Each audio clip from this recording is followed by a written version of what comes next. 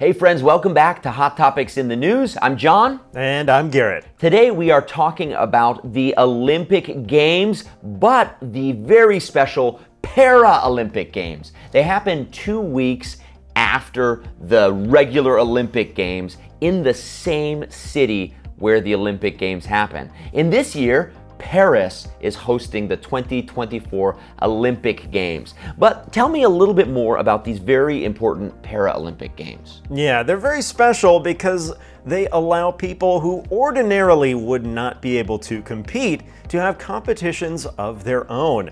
Over 10 days, 4,400 athletes with disabilities will compete in 22 sports. That's right. So these sports are all slightly modified, of course.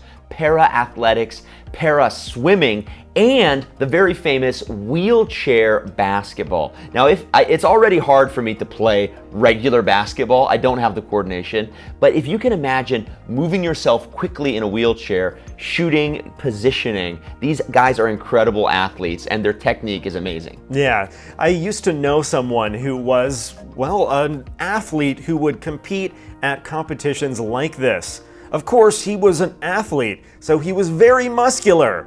But because he was in a wheelchair, only half of his body was. It was impressive. Yeah, it's amazing. And there are other sports too that take lots of skill, like para-archery. But the real question, how did this event start? Well, fairly recently, the first Paralympics were held in 1960. The idea came from a British doctor, Sir Ludwig Guttmann, and he had a sports competition around the time of the Olympic Games. But he did it for a very specific reason. Yeah, he held these in 1948 to speed up the recovery of his paraplegic patients.